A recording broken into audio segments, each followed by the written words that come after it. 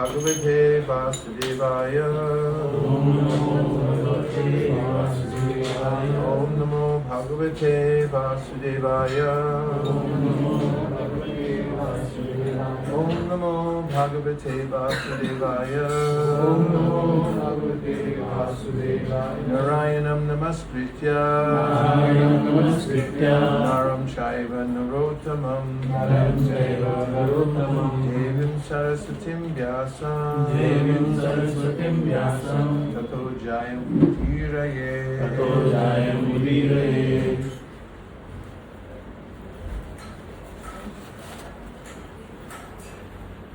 We're reading from Srimad Bhagavatam,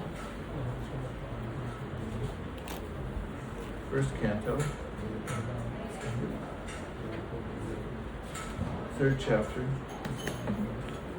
text number 29. That's 1-3-29. Janma kuyam bhagavato ya etat kayato nara sayam prater granan bhaktya tutka grama vimuchite. And I'll say the word for word, please repeat. Janma. Birth. Guhya. Mysterious. Bhagavataha. Of the Lord. Ya. One. Etat. All these. Prayata. Carefully. Naraha. Man. Sayam. Evening. Prata. Morning. Granan. Recites. Bhaktya. With devotion. Dupragama. From all miseries. Vimuchite. Gets relief from. Translation: whoever carefully recites the mysterious appearances of the Lord with devotion in the morning and in the evening gets relief from all miseries of life. Purport: in the Bhagavad Gita, the personality of Godhead has declared that anyone who knows the principles of the transcendental birth and activities of the Lord will go back to Godhead after being relieved from this material tabernacle. So simply knowing factually the mysterious ways of the Lord's incarnation in this material world can liberate one from material bondage. Therefore, the birth and activities of the Lord as manifested by Him for the welfare of the people in general are not ordinary. They are mysterious, and only by those who carefully try to go deep into the matter by spiritual devotion is the mystery discovered. Thus one gets liberation from material bondage. It is advised, therefore, that one who simply recites this chapter of Bhagavatam, describing the appearance of the Lord in different incarnations, in sincerity and devotion, can have insight into the birth and activities of the Lord. The very word vimukti, or liberation, indicates that the Lord's birth and activities are all transcendental. Otherwise, simply by reciting them, one could not attain liberation. They are therefore mysterious, and those who do not follow the prescribed regulations of devotional service are not entitled to enter into the mysteries of His births and activities. Om Jnana-timirandasya Jnananjana Shalakaya Chakshurunmilitam Yena Tasmai Shri Gurave Namaha. Jaya Shri Krishna Chaitanya Prabhu Nityananda Shri Advaita Gadadhara Shivasari Gaura Bhaktivinoda. Hare Krishna Krishna Krishna Hare Hare, Hare Rama Rama Rama Hare Hare.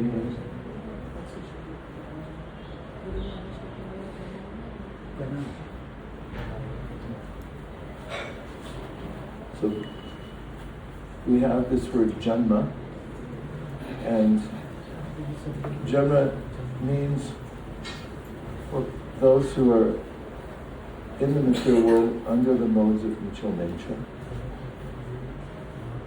As described by Lord Kapila-Dev in the third canto of Srimad Bhagavatam. And a soul in this world is forced to take birth because of Daivi.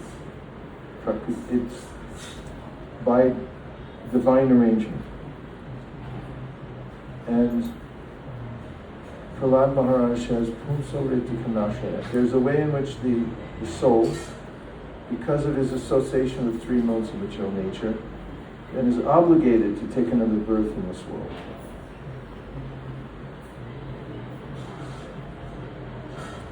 And that process goes on until one becomes Krishna conscious. Because as Krishna describes to Arjuna in the 8th chapter of the Bhagavad Gita, that Yam Yam Vapi Smaran Bhavam Tajatyante Kalevaram Tam Tam Ivaiti Konteya Sadatad Bhava Bhavitaha. That whatever one remembers when he quits this body, that state he or she will attain in the next life. But then in the previous verse, Krishna says, Anta Kali Chamameva Smaran Mukta Kalevaram Yapriya Tajam Deham Siyati Paramamditi. That if one Yati Nasyaka Shamshayaha. So without a doubt, if one remembers me at the time of death, then one will attain me. In the Gita, Krishna says, Yanti Deva Vrata Devan Pitrin Yanti Pratir Vrata Bhutani Yanti Bhuteja Yanti Mang Yanti Nopiman. During this lifetime, we have many ways we can give our attention. So Krishna's saying in the Gita, we should be aware of the fact that we're creating our own future birth, by our association, and because of where we're giving our attention. Yanti, Yanti, Yanti says you can go, Yanti Deva, you can go to the Devas, you can go to the Pitris, and so forth. But the goal of life is not to take another birth in the material world. And so Krishna says in the Gita famously, Janma karma chame divyam evam yoveti tattvata tyakva deham punar janma naiti mamiti sorjana. If you're conscious of me, and you know that I'm in a different category. Tattva means a category, because tat is a demonstrative pronoun. It means that. In English, it's the same word, only with an H. And you can say that phone or that tripod. So tattva means it's pointing to a particular category. And Krishna is in a different category than the jiva. Jiva is subjected to material nature, but Krishna is never subjected to the influence of material nature because it emanates from him. He's fully in control of it. So if one understands this, then Krishna says, Chakradeham Gunajanma 90. You don't have to take birth again in this material world because you've become aware of Krishna, you're conscious of Krishna, you're Krishna conscious. And the next word is Guyam, which means that, as Prabhupada translates here, it's mysterious. Krishna's birth and activities are mysterious. In the Gita, Krishna says, Raja Vidya Raja Guyam Pavitramidam Uttamam Pratyakshavanamam Danyam Susukam Kartamam. Among other things, here he's saying, Raja Vidya Raja Guyam. Use the same word Guyam. That my activities are secret. But how can that be if he's stating them directly in the Bhagavad Gita? Here's who I am. I'm the Supreme Personality of Godhead. Because most people don't read the Bhagavad Gita. Or if they do, they misinterpret it. And they don't understand that Krishna is the Supreme Personality of Godhead. Somebody will give a different understanding. For instance, a famous person once said that when Krishna says surrender to me, he doesn't mean surrender to me, he means surrender to the unborn within him, which obfuscates the truth of Krishna being the Supreme Personality of Godhead. There's no tattva there. And therefore, people miss the point. Therefore, it's Guyam.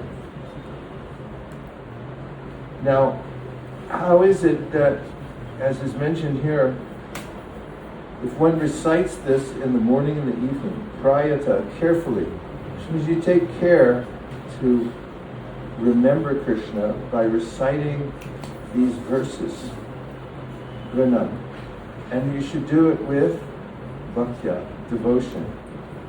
Then dukkha grama. Dukkha grama means then all your miseries are taken away. And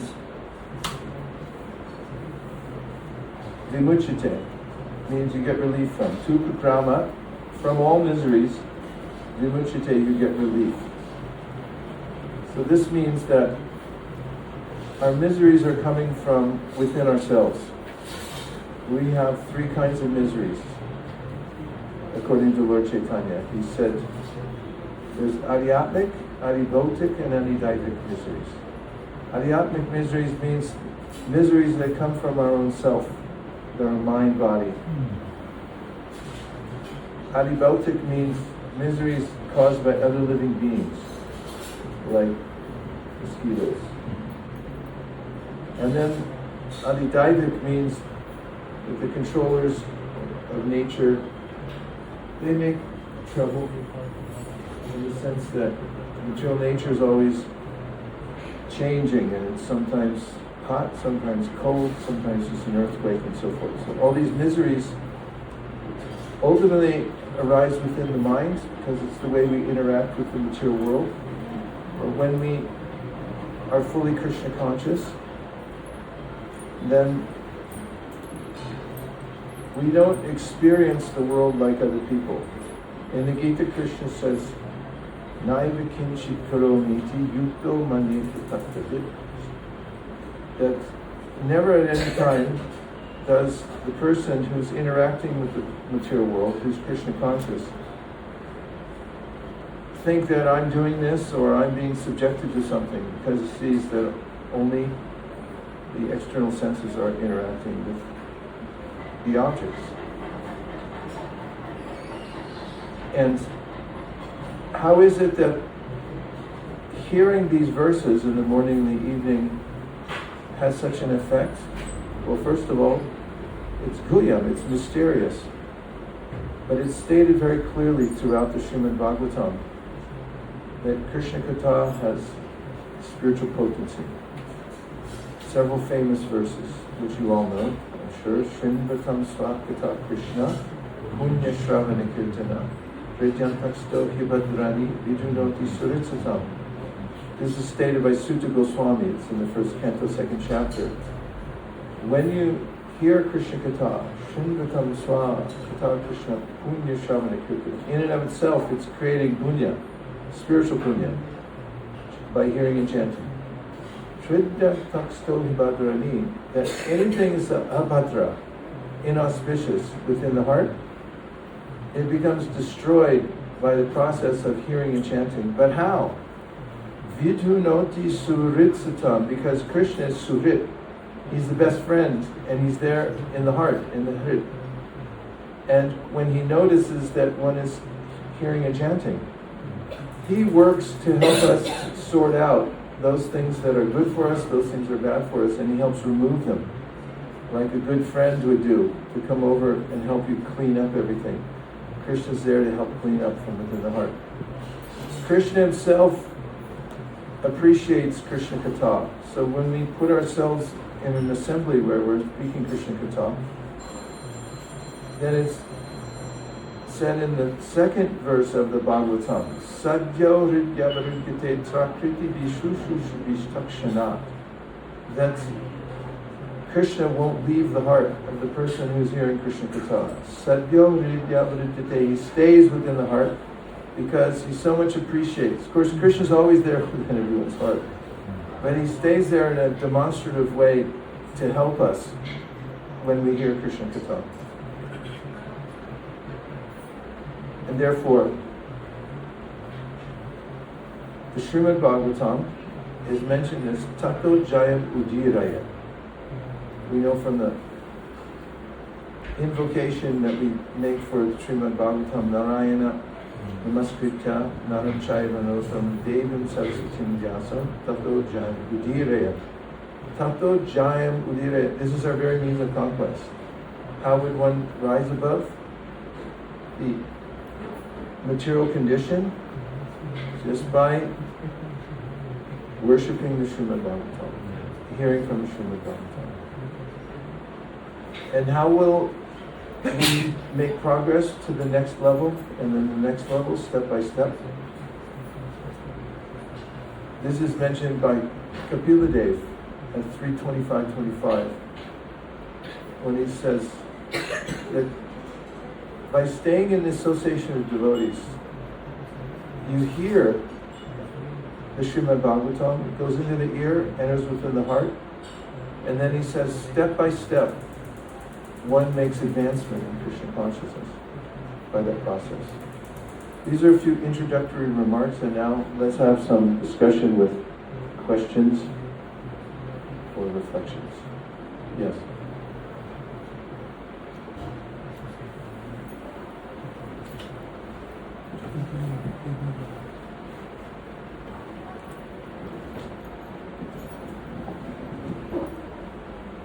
I liked the verse that you chose very much, Guru Maharaj, because in the beginning, as quoted in the purport, and you mentioned Janma Karma Chame Divyam verse. So I would sometimes think, how can one understand the pastimes of the birth, the pastimes, activities of the Lord? So here it's mentioned that simply by reciting them in the morning and evening. But in the next statement also it says that simply by reciting them one cannot attain liberation. So when I went back and saw that Srila Prabhupada is mentioning reciting with sincerity and devotion, bhakti as you mentioned. So that was very nice. Maybe if you could say more. Well, maybe it was better before. Call Ramananda Saka. Yes. Hare Krishna. Is everyone okay? Yes. Can you still hear? Yes. Okay, Michael. In the Bhagavatam, in the Shastra it said, Vaishnava Mukham Girirāj Putam Harikatam Shravananai Kartavyam Sarpochista Yatapaya. This verse is quoted by Srila Sanatana Goswami in describing the importance of hearing with devotion. So the verse says, Vaishnava Mukham Girirāj Putam Harikatam. If you hear Bhagavat from a non-devotee, how is that possible? Someone who doesn't have devotion. I'll give you an example, an anecdote from Girirāj Mahārāja, who was a Babaji. He would chant 24/7, and he would sit in remote places in Mayapur and chant. And near him, people would often perform yajnas like the 7-day recitation of the Bhagavat, because they think it would get notoriety because Babaji Maharaj was nearby and people would equate the two things. So once somebody put on a Bhagavat performance, and afterwards Babaji Maharaj asked one of his followers, he said, please go clean that place with cow dung and Ganges water. And they said, yes, Guru Maharaj, but why? Because they were just reciting Bhagavat. He said, I could not hear any Bhagavat, I only heard rupee, rupee, rupee. Idea behind that is the motivation for speaking Bhagavat is paramount. So one has to hear strictly from those who are pure devotees. Otherwise, the effect is sarpo chishta yatha paya. If a snake slithers in and gets into the milk pail and hangs out there and puts his little nose in, you're not going to want to drink it because probably there's a little drop of some contamination. And so in a similar way, pure devotees, satam prasangam mama virya samvido bhavanti karma rasayana kata. Those who you hear from should be satam. Satam means fully dedicated to Krishna. Not doing it for some profit, or adoration, distinction, but speaking out of love for Krishna. Then it has effect. And similarly, the hearer also must have faith. As that last verse in the Rasa Panchadhyaya, there are 5 chapters about the rasa dance, which are glorified by the great devotees. And the last verse says, Vikriditam Vraja Vadur Viraham Cha Vishnu Shraddhanditona Srinuyat Atavarna Yadya Bhaktim Param Bhagavati Prachilabhyakam Amrit Rogam Ashvapahinot Yacharini Thira. Which means that when you hear the Lord's pastimes, yes, they're full of all potencies, but you also have to have Shraddha. Shraddha is a dual word. Da means where you place something. It's a active verb. And Shraddha means the heart. So what is your heart given to in your life? There has to be some context, because those who artificially try to approach, or prematurely try to approach, for instance, Krishna's intimate pastimes with his devotees in Vrindavan, they may mistake them to be ordinary activities, and without context, then they also cannot receive the full benefit. Therefore it says, Shraddhan Vitona Srinuyat. You should hear with faith. It means you have proper context. So this means hear from those who are steeped in bhakti, and that also means that they are Shastra Sunipana. They know the connection of all the Shastric pronouncements, and they know how to present them in such a way that no one loses context and thinks that one can barge into subject matters that one's not qualified for. Another question or a comment? Our phone lines are open.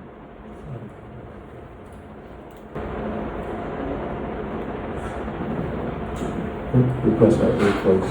One of the questions that comes in as you think about is that sincerity also comes in for hearer when he hears first. It will not come in immediately. Like hearing and sincerity goes on. The sincerity increases with time as you hear more. And how do we know that it's really moving up or is it going down? Like I keep thinking that okay, we keep hearing, and is our sincerity increasing or not increasing? Something we keep getting confused with. What's your definition of sincerity? If you're going to measure something, you have to know what it is, right? What is it? I should be willing to hear more. You're willing to hear more. Okay, a willingness to hear more. It could also be called taste. Sincerity, we have to search for within ourselves. There's a sense of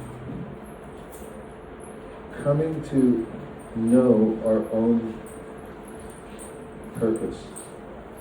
And in the Bhagavad Gita, in the 3rd chapter, 10th verse, Srila Prabhupada gives a purport in which he says that if somebody is sincere, meaning that they really do want to improve and try to serve Krishna better, and they have that desire in their heart, even if at the present time they can't do it fully because of circumstances, so such a person will be successful. Is it 310? Let's see. So how do we know? Well, there are signposts. You know that the process of devotional service starts with Shraddha, or faith, which means you have some appreciation for it, even if you don't know why. For instance, some people are attracted to devotees, and they see people chanting, and they think, oh, that's a good idea, even though they didn't even know what it is. In America, we have a place where we chant and we interviewed some people up and down the street afterwards.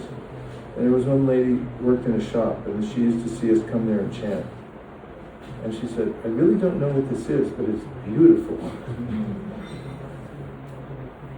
And so this is a sense of shraddha, that, oh, this is nice. And then people look for association of devotees, sadhu sangha, because they think, well, it's nice, maybe I can find out more about it. And then from there comes an eagerness to follow what the devotees are doing. That's called bhajana kriya. And then from there comes anartha nivritti, which means a desire to remove any obstacles. If we come to devotional service and we're content with the obstacles, and we think, well, I'm doing something that's contrary to devotional service, but that's okay. That would be antithetical to a sincere idea. But if we're in an artha nivritti and there are obstacles, and we think, Krishna, how do I overcome these obstacles? That's sincere. Because even though we don't know how to do it yet, and even though we're still afflicted by obstacles, we still have a desire that I want to remove these. And this is the spirit that Krishna expresses in the Bhagavad Gita when he says, Api che sutaracharo bhajate mamananyava sadhureva samantavya samyakya sutodisa. That if somebody has that conviction in their heart that this is, I'm doing the right thing, even though I'm really bad at it, I know that it's the right thing to do, and I'm trying the best I can. And so Krishna uses the word sudaracharo, which means they still have some worldliness. Even though you're engaged in devotional service, you know it's the right thing, you still can't do it fully. Krishna says, sadhur eva samantavya. He's saying to everybody else, you have to consider that person a sadhu because they're trying, sincerely trying to do it. And then in the next verse he says, Shri Brahmavati Dharmatma Shashvashantim Nagachati Konteya Prajidanihi Name Bhakti Pranashi. Tells Arjuna, you tell everybody, Arjuna. It's not everyone who believes me, but they'll believe my devotion. That such a person who's trying, who's sincere, they will come to the perfect stage very quickly too, because Krishna knows the heart, as you're pointing with sincerity. And so, again, I'll read this section. For realization, let's see. It's a nice verse though. Thanks for offering that. Here, I should read it to honor all the work you did to give us.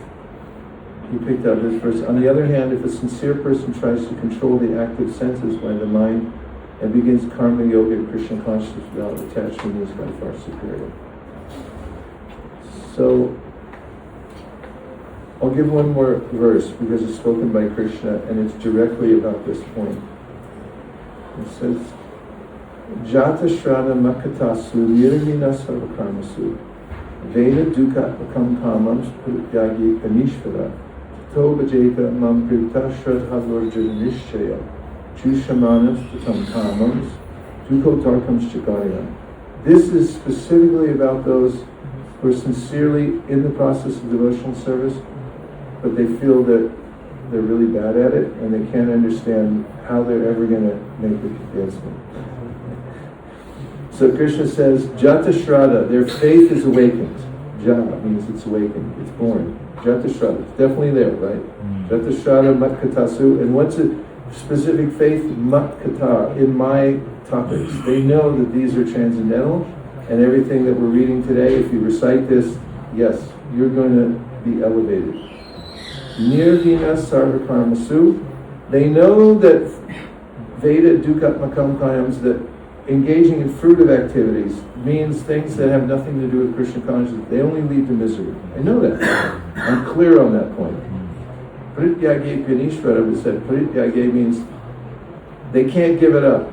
They still attach somewhere and they can't figure out, how am I so sincere but I can't give up these other things? And Krishna says that there's a weakness of heart still. And then he gives encouragement. He says, Tato bhajeta mam prita shraddha nishchaya. He says, you should still remain determined because you should know that you're very dear to me, because you're trying. You're sincerely trying.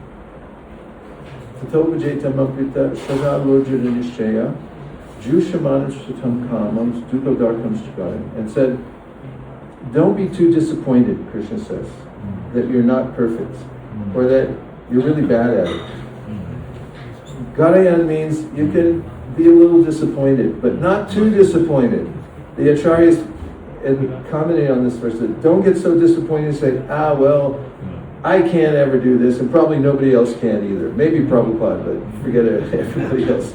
They're on a lower level and they'll never make it to the next level. But that's not what the Shastra says, that's not what Krishna says, not even what Prabhupada says. Otherwise, Vyasadeva says in the Vedanta Sutra, if all these verses that are talking to us directly say, make advancement, come to the highest stage, that means you can do it. So nobody can say, I'm permanently unqualified.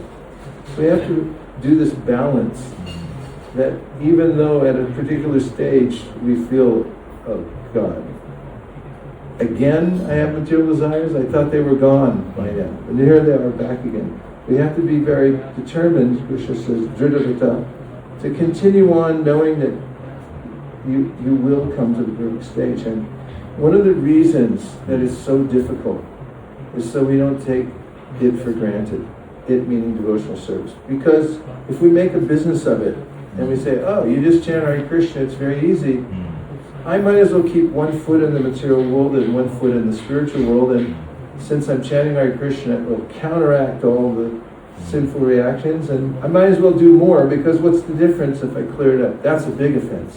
That's number 7 in the offenses against the holy name. Don't treat Krishna like some, vending machine. Be sincere, because he knows your heart, and that's between you and Krishna in a closed room. And that's the nectar of devotional services. When you can sit down alone and find one molecule of sincerity that Krishna, I'm good for this. No matter how bad I am at it, I still am faithful to you because you're my everything. Even though I seem like a really bad person, I know that I want you more than anything, or exclusively. I don't even want anything else. I only want you. It's just that I'm really messed up. So if an artha nivriti was a breeze, and we just sail across it in 3 months, 2 years, or even 20 years, we just think, no big deal, I've got this, and I've got the process, I got a pill, I'll just pop it. Krishna makes it really hard, so we understand, whatever you touch in this material world, you buy it. My parents used to tell us when we were kids, when we were on vacation, we'd stop at a rest stop, and there was a gift shop or something, they said, you break anything, you're paying for it out of your allowance. And so the material world's like that also. And Krishna wants us to know, you start looking around, la-di-da-di-da, and dhyayato vishayam pumsam, I'll just meditate on it, maybe I won't touch it. But no, you touched it. Don't go there. Be very careful. And that's why devotees, they realize an artha nivriti is a very, very serious thing, that we have to continue, we have to be okay with the fact that we're not perfect, but we should be aware of the fact that Krishna is perfect, Bhagavat is perfect, and if we continue on the perfect process, we'll also become perfect. And one of the attitudes of a person who's becoming more perfect is that he or she is cautious. You have to be careful. Because the moment I think like, okay, I'm more advanced now, therefore I can take liberties, you just fell down again. So you have to stay on the safe side and always think, I'm not qualified, I'm not liberated, I'm nobody, I'm only the follower as the servant of the servant of the servant of the servant, and I have no qualification whatsoever. And if we stay in that position, we'll realize Krishna's help and our advancement. And it's one reason that devotees, even when they do experience their own sincerity and they have experienced Krishna's help, they don't broadcast it. because they don't want to wreck it by fame, adoration, distinction. By singing kirtan. Look at me, look at me, look at me, everybody look at me. Yeah, that's it. So, thank you for your diligence. This is actually a really important process when you look something up, you find it, because then you develop this habit, and also you get a neural pathway to all these shastric things. Mine seems a little dull this morning. That's why I couldn't remember where this verse was. It was at 331. So here's the verse in purport. I think it could be entered into evidence at this point in the trial. Those persons who execute their duties according to my injunctions, is for you, and who follow this teaching faithfully without envy, become free from the bondage of fruitive actions. The injunction of the Supreme Personality of Godhead, Kṛṣṇa, is the essence of all Vedic wisdom, and therefore is eternally true without exception. As the Vedas are eternal, so this truth of Krishna consciousness is also eternal. One should have firm faith in this injunction without envying the Lord. There are many philosophers who write comments on the Bhagavad Gita but have no faith in Krishna. They will never be liberated from the bondage of fruitive action. But an ordinary man with firm faith in the eternal injunctions of the Lord, even though unable to execute such orders, becomes liberated from the bondage of the law of karma. In the beginning of Krishna consciousness, one may not fully discharge the injunctions of the Lord, but because one is not resentful of this principle and works sincerely without consideration of defeat and helplessness, he will surely be promoted to the stage of pure Krishna consciousness. Let's thank Sudhira Prabhu. And I'll just give you two more thoughts on this point from the Shastra, because they're very tasty. In the 5th canto of the Srimad Bhagavatam, it said,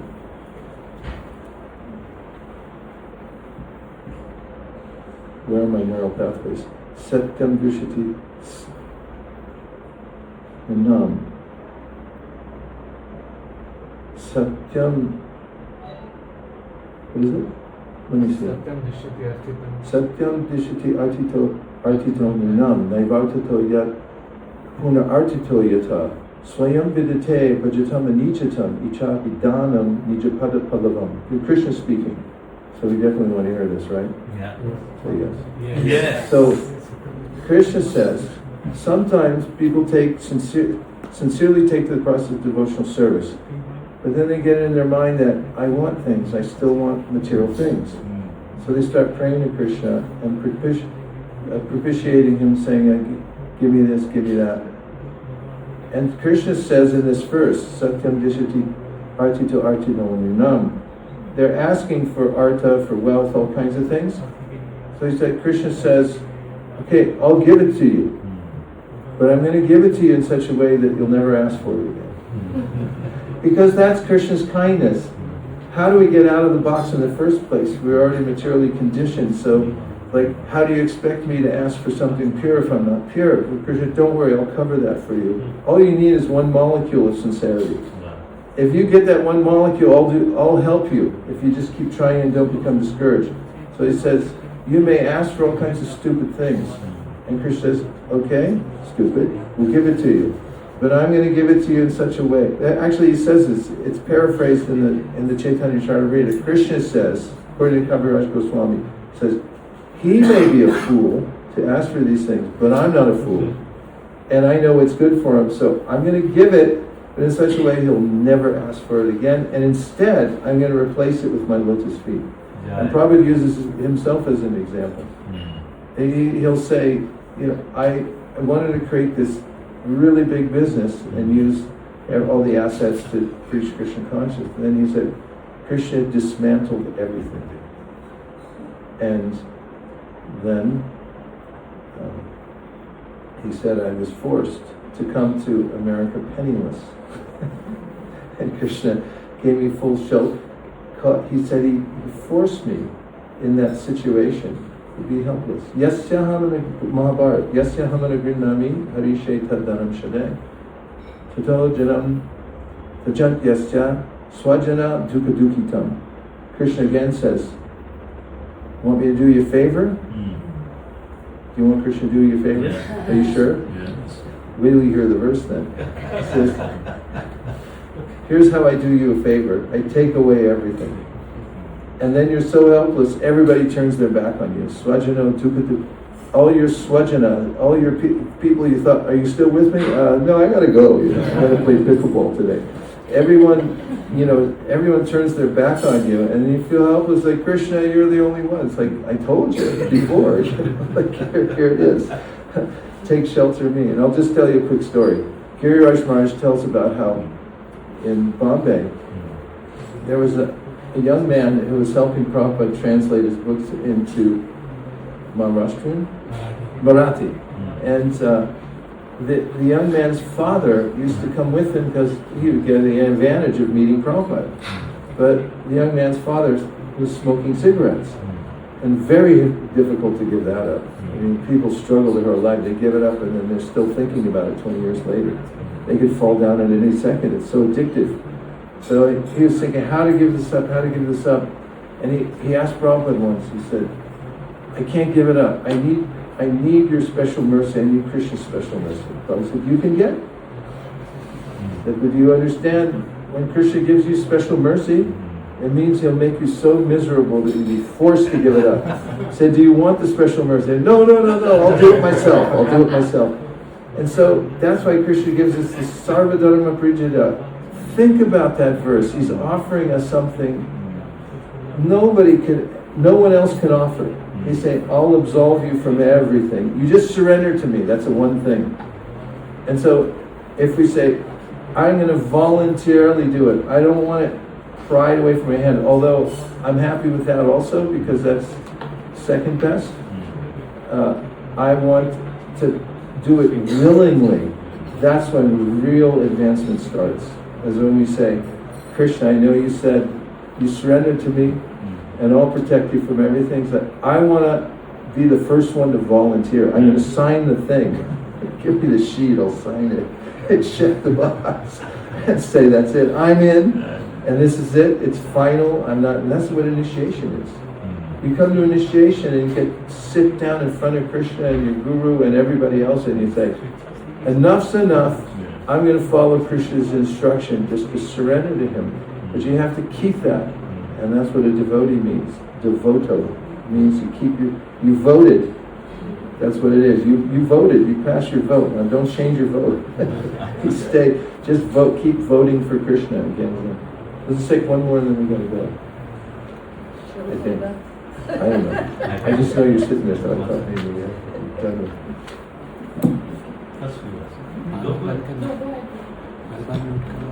Hare Krishna. So, Prabhuji, I was just relating to what we were talking about from today's walk also, when we met that Prabhuji, Shyam Sundar Prabhu, just the Prabhuji we met doing japa. Yeah. And he was saying that he's underqualified to preach. He was saying that like he might not be able to do it. But Prabhuji said that's the qualification to do it. And I was just relating to what you were saying, that if you have a bit of sincerity in your heart, then Krishna sees that. And I really liked that point. I thought it was very beautiful. And it was the practical representation of what we saw today. So that joined it really well together. Thank you for bringing that up again. It's a really important point. But just as far as preaching goes, Krishna says in the Bhagavad Gita that someone teaches this knowledge to other people is the most dear to me. So why do we do sadhana in the first place? We want to be dear to Krishna. So if we find somewhere in the law books that says, oh, listen, there's nobody, and it's coming from Krishna directly, there's nobody more dear to me than the person who preaches Bhagavad Gita. Then what do? You tool up and you say, like, when can I start? Start today. So you go, okay, well, do you know Bhagavad Gita? Well, I know Krishna spoke it. That's enough. Because a lot of people don't even know that. They think it was the unborn within Krishna who spoke. And so Prabhupada used to make this point demonstratively by pointing to Shyamasundar and Malati's child, Saraswati. She was maybe 3 or 4 years old. And she got the idea of Bhagavad Gita as it is, and Prabhupada's bent for teaching straightforward Krishna consciousness. So Prabhupada noticed her that she would come up to people and she would say, do you know who Krishna is? And either they did or they didn't. If they did, they'd humor her and say, okay, tell me. And if they didn't, they said, who? Who's Krishna? And she would say, Krishna is the supreme personality of God. And Prabhupada said, that is preaching. He was emphasizing to us that preaching doesn't mean that you do some fancy footwork. Because some people, you see posters all over Vrindavan. Somebody who's got a pedigree from a family where they learned Sanskrit when they were 5. They've heard Bhagavat from beginning to end. They know all the stories. They can do it in their sleep. When they snore, they're speaking Krishna Katha. And I'm not saying any individual person. I'm saying there are cases in which it's more of a show. And this is a point made by one of the sannyasis who was at Prabhupada's disappearance day. He said, there are lots of people who have become famous spiritualists. Most of them claimed they were God, or their disciples claimed they were God, and they were happy to let that thing go and say, oh, we're all God, but I'm especially God, probably. So. And they became famous because, as the speaker said, Prabhupada made one mistake for getting millions and millions of more disciples. He didn't claim he was God. And so then he pointed out that Prabhupada came and he brought people up like they were children in Krishna consciousness. That he gave the example that Prabhupada in the early days when he met Westerners, one of them, Prabhupada was in the car and somebody gave him a date. And Prabhupada ate half of it and handed it to one of his very new disciples, who then took a bite and tried to hand it back to Prabhupada because he just thought, this is a thing, a sharing thing, right? And he also pointed out that in the early days, the first ashram that ever was, Prabhupada waited in line for the bathroom, behind others. Because to be disciples, he didn't assert himself immediately. He just wanted to create an environment where people could become Krishna conscious. And compare that to somebody who blows into town, does a 7-day thing and goes home and everyone feels a razzle-dazzle effect. But do their lives really change? And so it's vital that, anyway, back to the preaching. If you can just give people as simple as it is, straightforward. For instance, if you don't know the whole Bhagavad Gita, just be honest and say, I don't know the whole thing, but I do have faith in it, and we can read it together. And that will be just as effective. Because you start a nice little reading group somewhere, and people start to become Krishna conscious. So, I've noticed also, when we first started book distribution in ISV, there were a lot of people that had not read Prabhupada's books yet. At least there were some. Because I remember 3 ladies together, there were the Aishwari sisters. At least Kameshwari said she hadn't read any of the books. And Risheshwari probably had, because she'd already been to our program at our house. And maybe there was a couple other ladies there, but I just remember after our first outing on book distribution, they came back excited. They had sold books. And they said, we're going to start a group to read these because we haven't read them yet, even though we're selling them. And Shru Shru Shro Shradadana Syam Vasudeva Katavruchi Syam Mahatsevayavi Prapunya Chirtana Shevana. When you do some valuable service to the Acharya, to a pure devotee, then you develop a desire in your heart to hear. So preaching is extremely valuable. Thanks for bringing up that point. And I said one more point, Prabhu, I wanted to You said in the beginning of the class, when we hear Kṛṣṇa Katha, Krishna stays in our heart in a demonstrative way.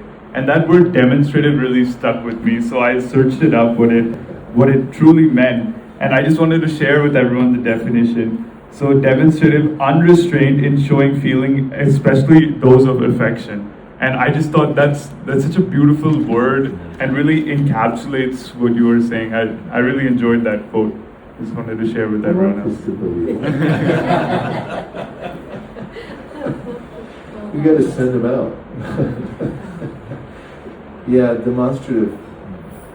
He's there with everyone's heart, but no one notices him because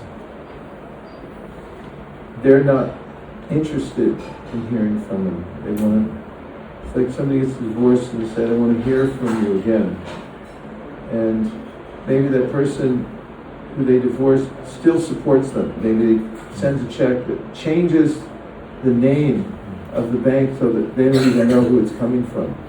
And Krishna's, our relationship's kind of like that. We ask for a divorce. I don't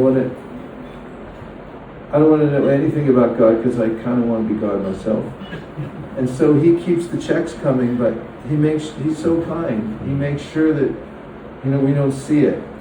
And we don't have to think of it. And we can come up, he gives us intelligence to come up with theories.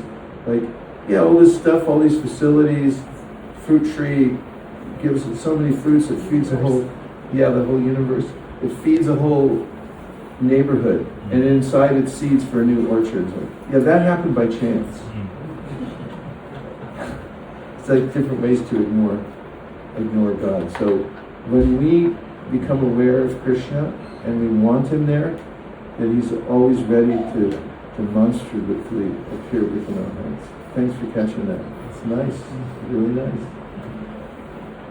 Prabhu, please lead us. Tell us our program. More? There's somebody else? Yes, please. Yes.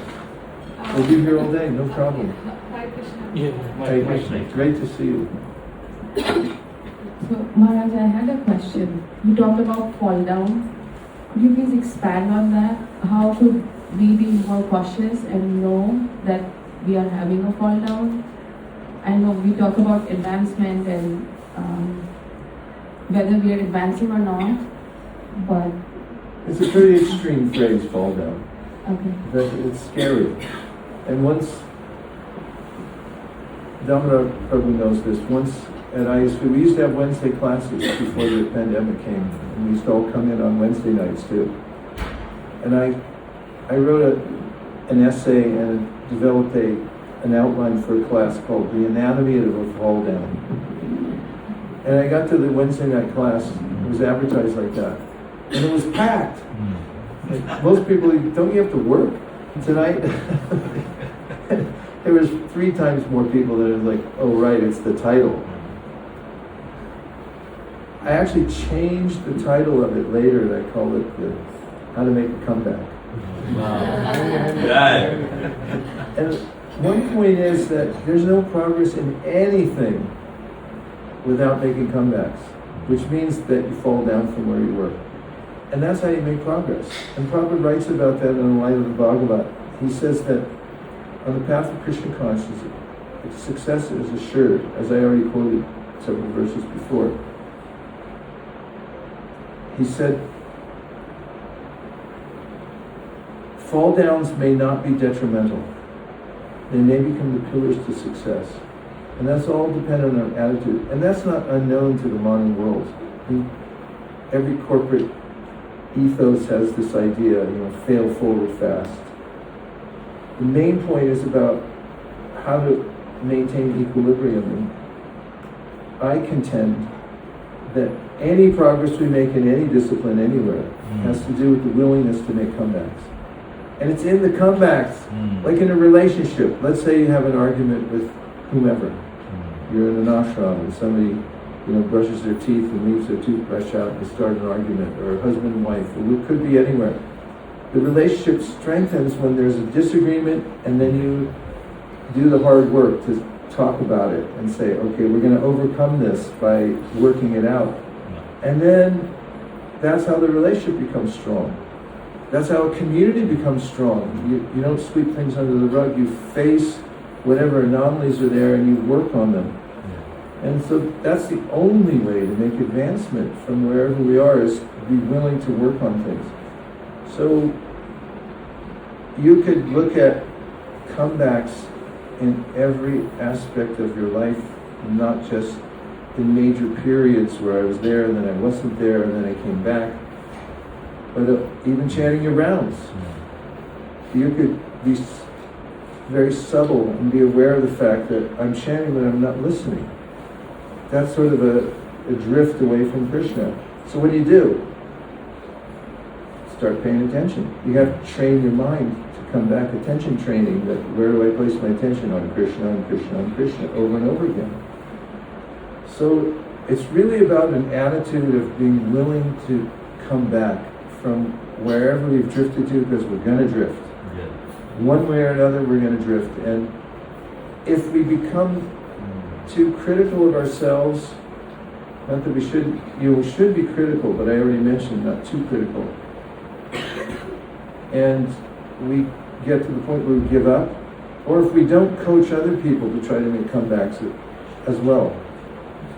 Because in a community, somebody may have a demonstrative fault. And Prabhupada was very forgiving for people, especially if it was sensual. If it was philosophical, he was less forgiving. Because then there's a way that you dig in and you say, no, I have a new philosophy, and Prabhupada said, then do it somewhere else. But if you fell down because it was a sensual problem, there's no problem. I mean, it's a small problem. It's something that you can overcome and you'll be stronger the next time. So, if we have a standard, then we'll know if we came down or not. And that's why it's helpful to also try to keep ourselves on a track where we're trying to reach for the next level and see how we're doing. That kind of goes to your question too. How do you know you're making advancement? Bhaktivinoda Thakur said, you should do a little test of yourself every Ekadashi and say, am I better than on the last Ekadashi? Did I improve? And at least once a year, you should do a full review and say, how am I doing? Or if you're with the family, say, how are we all doing together? With the community, how are we all doing together? And really analyze, because without being introspective, without being self-critical, then it's impossible to make progress. Did that answer your question, or is it more subtle?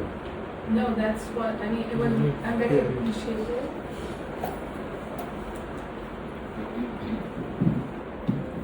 I'm really appreciative of your answer, because then it helps us to be authentic to ourselves, rather than, as you mentioned, push things under the rug just because we want to present ourselves in a certain way. So, especially I like the part that when we have disagreements, even in our spiritual life, it helps us to move forward, because then we sort it out and it sort of helps us go deeper, step into the thick of it, and yet if we make a comeback, it deepens our relationship with Krishna, and it also deepens our relationship with our spiritual teacher. Well said. Well recounted.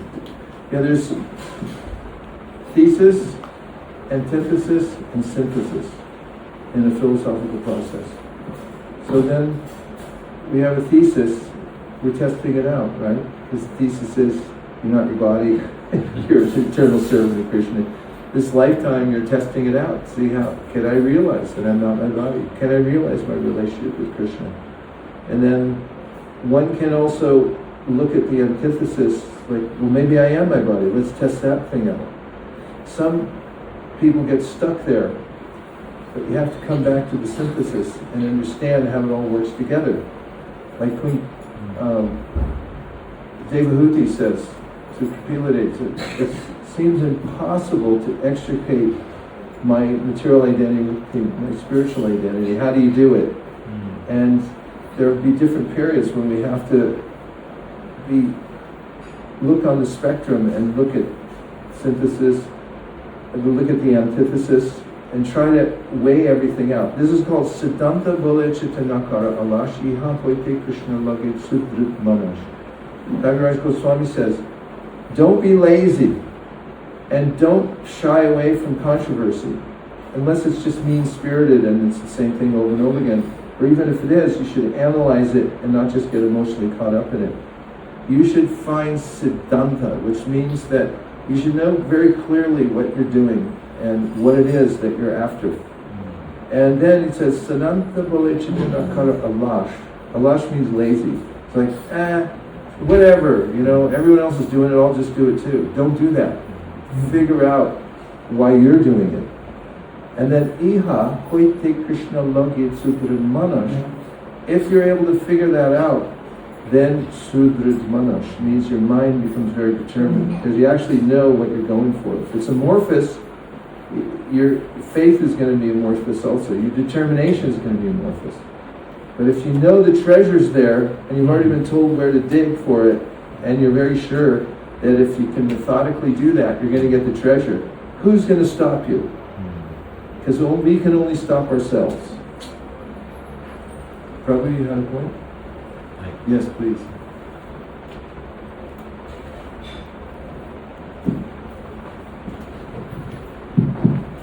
I like the Pune program. We just go forever. Thank you, Prabhuji. I am so fortunate, feeling fortunate that we've seen each other in ISKCON of Silicon Valley, and then now we are seeing each other at India. Sudhir Madhav, everything looks so familiar from previous days, and I'm feeling very fulfilled and happy that we can again reunite here. And then in that process, what has happened is many other things have got added. Like, had I not come to India, then I would not have met Vrindavan Chand Prabhu, their wife, Deepti Mataji, Bela Mataji, all of our One North residents here. So what it started as separation there, then again when we meeting, okay, yeah, things are going good. I was reflecting, so thank you so much for coming in, and thank you to all disciples of Vaisesika Prabhu here. You are making this connection very sweet. All of you, deep gratitude to all of you to come and be working together, serving together. So thank you very much. I think the point I wanted to comment to Prabhuji on this was, I was reflecting on the purport Srila Prabhupada is writing, and these were the days when it was prior to coming to America from Radha Damodar, the windows by which Prabhupada taking inspiration from Rupa Goswami, and the state of mind of Srila Prabhupada, where he has all the sincerity and he has all the devotion, and he was waiting for the resources and alignment to happen while struggling through all the details. And this is the heart and mind of Prabhupada coming through purports. I was realizing through that the Bhagavad Saptaha people may be appearing to be successful in eyes of Prabhupada, but Prabhupada knew their sincerity. Prabhupada knew that he needed support from many people. So when I was observing from that eyes of how Prabhupada was feeling at that point of time to the Radha Damodar temple, and he got this nugget with him, okay, read in the morning and evening, and then liberation is assured, going back to Godhead is assured. And Srila Prabhupada in his purport is saying, no, you still have to have sincerity and you have to have devotion. So don't be like a Bhagavad Saptaha kind of. So the mind of Prabhupada, deeper things of what he is feeling. So I was just appreciating those aspects of the struggles Prabhupada going through Radha Damodar temple in Vrindavan, and then writing this for benefit of us, because as we have to see our sincerity, that we don't get into the similar the having no resources around is not a big problem, but not having right sincerity is a huge problem. I think that's what I took away from Srila Prabhupada, mind and heart, how he was trying to leave this purpose for us. Brilliant. And in the 25 qualities of a devotee, there's one quality that Rupa Goswami says is essential. All the other ones cannot be there. But if this one's not there and the other 24 are there, those are 26 qualities, so there's no advantage. I mean, there's poetical and there's merciful and so forth. The one quality of sincerity that I'm going to surrender to Krishna, that one's a surrendered soul, that's the one that makes everything else happen. Yasyasti bhakti bhagavati kṛṣṇa sarvara gunastatra samasate sudha adava bhaktasya kuto mahadvana anuranakim nasati davato vihi. If you have that, then everything else will gradually manifest. It takes a lot of hard work too, because you can see individually and also in a community it's daily work. For community members, people come and go, sometimes people are your friends, sometimes they're not, and you have to, and individually we have good days, bad days, and so forth, so we really do have to keep coming back to this, find that element, like where's Waldo, as Radhika Raman once said, finding that amidst all the other patterns and little animals out there, like where's my sincerity, why did I come here in the first place? And thank you for building a community here in this complex. That's what Lord Chaitanya wanted, as I mentioned last night, that there'd be groups everywhere where everyone could come together and chant Hare Krishna and socialize spiritually to help one another to make advancement. Because it's a hard life. There's so many physical challenges. The robot doesn't work one way or the other. Then there's also emotional challenges. There's financial challenges. Shall we name them all? The list goes on and on. So we have to have a strong support system, and we have to be able to come together. So thank you for creating an oasis for all of us to come into, so we feel that. And we'll figure out how to fly in and out of Pune from now on. Hare Krishna. Dear Srila Prabhupada, dear Shri Chaitanya Mahaprabhu, Shri Shri Panchatattva, Shri Shri Radha Madan Mohan, Shri Shri Lakshmi, Shri Gadev. If you so desire, please let us find that molecule of sincerity within our hearts, and please help us to expand it to become our entire reality in the universe. Thank you for considering our request. Everyone agrees with this prayer in wholehearted heart. Please sing Hare Krishna. Hare Krishna.